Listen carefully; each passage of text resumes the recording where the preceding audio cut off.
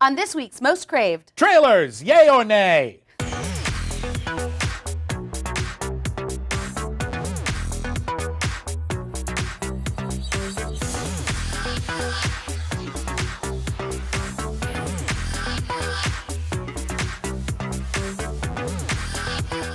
Hey guys, welcome to Most Craved. I'm Jenna Busch with Legion of Leia. I'm William Bibbiani with CraveOnline, and we are here today to talk about some of the really quite big trailers that have dropped over the last week or so. Yeah, it's kind of huge. Yeah, well, we're heading into the summer season. We're going to get a lot of the big ones. There's a lot of movies that haven't been marketed as hard as they possibly could have because everyone was kind of getting out of the way of Batman v Superman, and now they can be marketed super duper hard. Woo! So what do you want to start?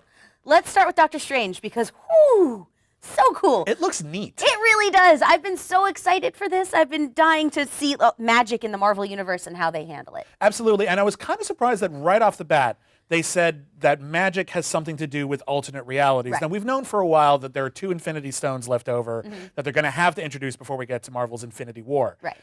And one of them is a Soul Stone, one of them is a Reality Stone, and I guess this is going to be the one where we see the Reality Stone, and it's going to have a bunch of different reality stuff. And credit to Scott Derrickson, the filmmaker. Now, we haven't seen the movie yet. We don't know if it's going to be good.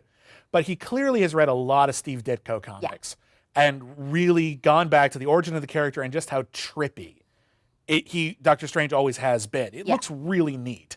It really does. I love the shot where where Tilda Swinton pushes his spirit out of his body and he just looks at it like, oh damn. Yeah. I don't know. I think it looks really good. I know there were a lot of people saying that like the casting was too on the nose, but you know what? If casting's on the nose, that kind of makes it good casting, doesn't it? Well, here's what's weird for me is that they cast Benedict Cumberbatch, the man with a voice like a sex lion. Like he's just sex lion. He's just all purr. It's so great. And then but then based on what little dialogue we get in this trailer, he sounds like Gregory House.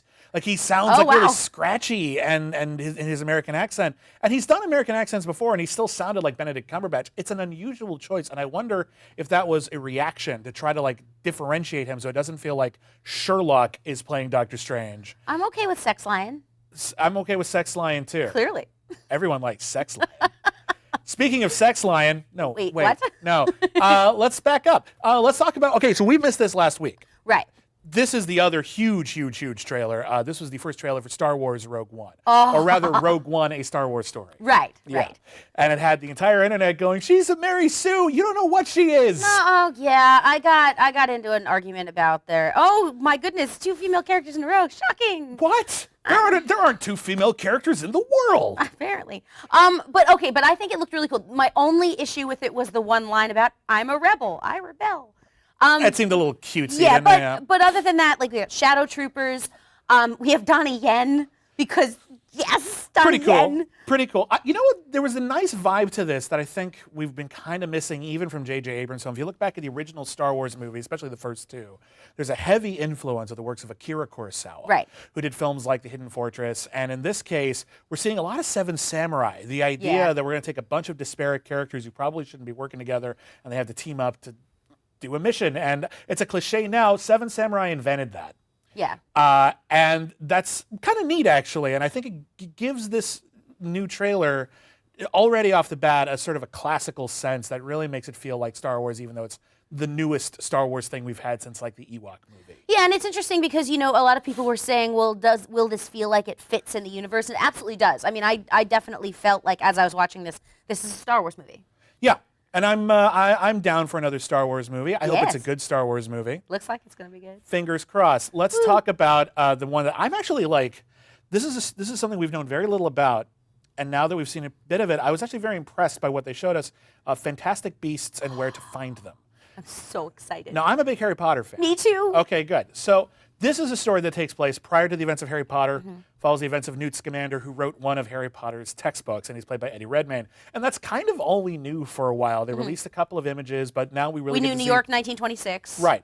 But what's actually kind of neat is if you look at this trailer, the key scene for me is Newt Scamander coming into Ellis Island with dangerous contraband, basically sneaking it through the 1920s equivalent of the TSA, and he's the hero. And I'm thinking to myself, well, we're just going to confront that head on, aren't we? Because here are a bunch of immigrants coming into America. They have, potentially very dangerous powers.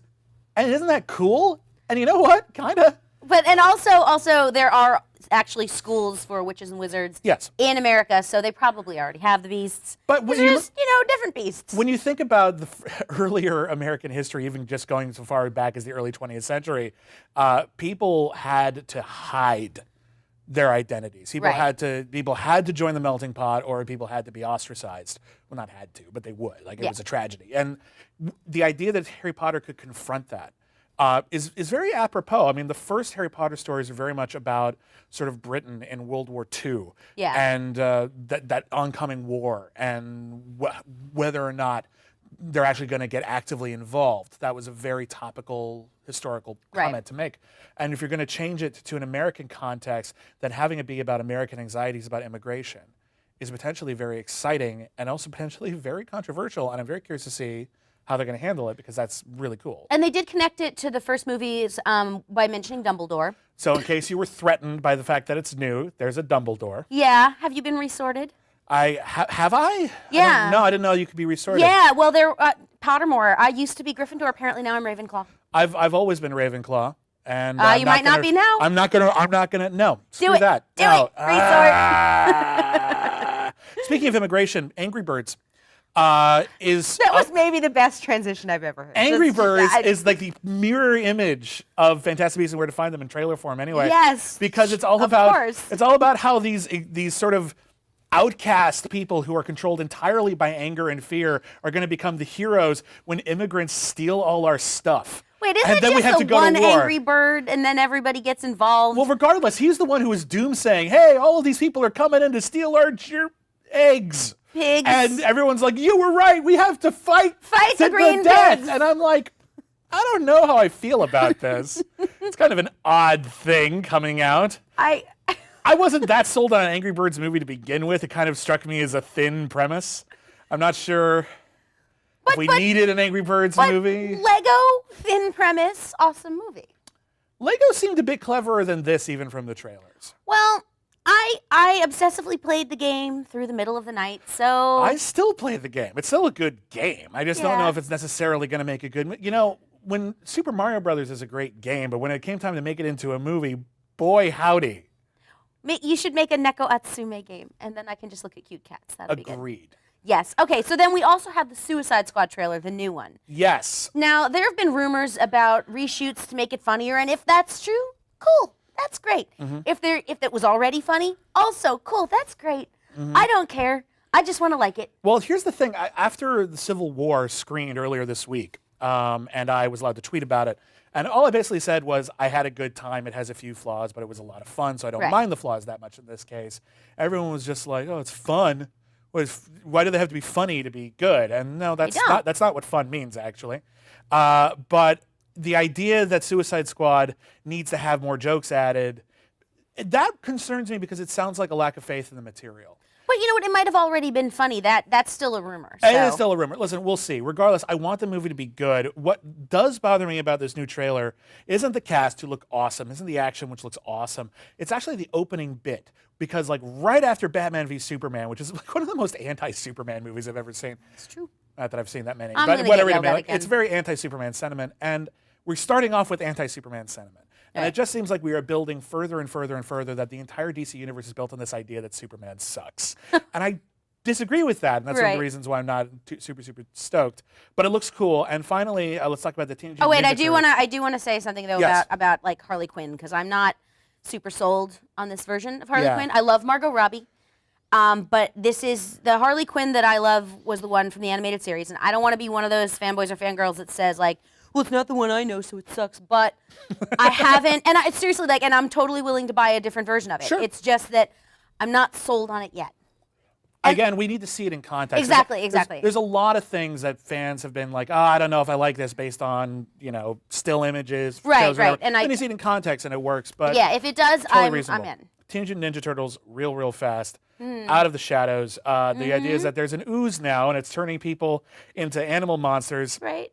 And the turtles think it can turn them into humans. Shouldn't it just turn them into more turtles? Like small turtles that just don't more eat pizza? turtly, like extra turtly? Yeah, they just hang out on the beach and like have all of their young killed by predators. That's a sad movie, Bibbs. That's a sad movie, and I want to see Reshoot it so it's funnier. Okay, fine. Hey, everybody, what trailers are you most excited about? What did you like trailer-wise? What did you think of us talking trailers? We'll be back. Twitter, @MostCraved. We will see you next week.